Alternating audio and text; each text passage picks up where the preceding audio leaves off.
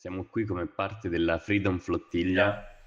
Che è una rete internazionale di cittadini che da anni organizza missioni civili e non violente via mare per sfidare l'assedio di Gaza e portare solidarietà alla popolazione palestinese. La nostra non è solo una missione umanitaria, è anche una testimonianza politica. A Gaza vivono più di 2 milioni di persone sottoposte da anni a un blocco che limita la libertà di movimento, l'accesso ai beni essenziali e il diritto a una vita dignitosa. Noi crediamo che questo non sia un destino inevitabile, ma una scelta politica, e che come cittadini del mondo abbiamo il dovere di non restare in silenzio.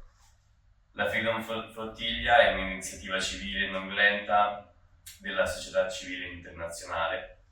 Questa è la forma di azione che abbiamo scelto per sfidare l'assedio di Gaza e rompere il silenzio su ciò che accade. Sappiamo però che chi vive sotto occupazione affronta una realtà molto diversa dalla nostra. Il popolo palestinese ha il diritto all'autodeterminazione e alla libertà. Vogliamo essere molto chiari su una cosa: difendere i diritti umani non significa essere contro un popolo. Noi rifiutiamo l'antisemitismo così come ogni forma di razzismo, ma allo stesso tempo riteniamo legittimo e necessario criticare l'occupazione, l'assedio e tutte le politiche che colpiscono i civili. La Freedom Flottiglia Coalition partirà per Gaza anche quest'anno, come negli ultimi 18 anni, e come avrete già sentito quest'anno lo farà insieme alle altre flottiglie. Le nostre barche cercano di raggiungere Gaza, sì, ma il nostro obiettivo non si misura solo in miglia marine. Ogni porto toccato, ogni incontro organizzato, ogni persona informata serve a rompere il muro di silenzio e indifferenza che spesso circonda ciò che accade lì. Per questo motivo, da sempre, la Freedom Flottiglia Coalition si occupa prima di tutto di fare un lavoro politico sul territorio di provenienza, e a questo proposito, come Freedom Flottiglia Italia, abbiamo lanciato la campagna 100 porti, 100 città. Il 2 maggio 2026 una barca partirà dal porto di Taranto per percorrere la costa occidentale dell'Italia fino alla Liguria, e allo stesso tempo un camper si muoverà nell'entroterra per raggiungere anche i paesi più piccoli.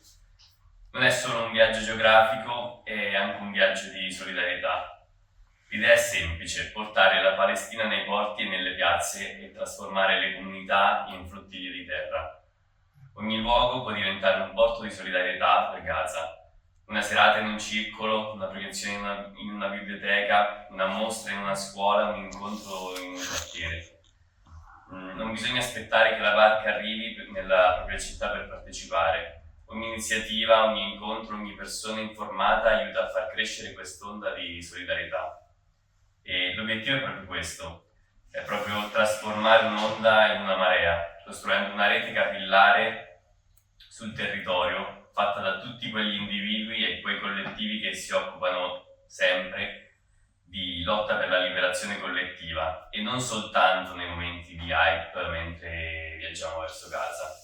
Costruire una rete, quindi, che faccia pressione dal basso sul nostro governo affinché smetta di essere complice di un genocidio. Perché Gaza non può aspettare, e perché il silenzio non è più accettabile. La Freedom Flottiglia è fatta da persone comuni, attivisti, studenti, medici, volontari. Chiunque può partecipare, dal singolo individuo alle organizzazioni, le scuole, le università, eccetera, e in diversi modi, come ad esempio aiutandoci a diffondere la campagna e la raccolta fondi, organizzando un evento anche piccolo nel vostro quartiere, partecipando all'attività del gruppo locale, presentando mozioni nei consigli comunali per il riconoscimento della Palestina, e in tanti altri modi che, se volete, potete trovare sulle pagine ufficiali della campagna. E a questo proposito vi invitiamo anche a seguire le nostre pagine social per restare aggiornati sulle iniziative, sulle tappe della campagna e sulle prossime mobilitazioni. Il messaggio più semplice della Freedom Flottiglia è questo: nessun popolo deve essere lasciato solo. L'assedio non è normale e noi abbiamo il potere di non accettarlo. Non partiamo perché sia facile, partiamo perché restare fermi oggi non è più un'opzione. Grazie per essere qui, per essere parte di questa rete di solidarietà. Grazie.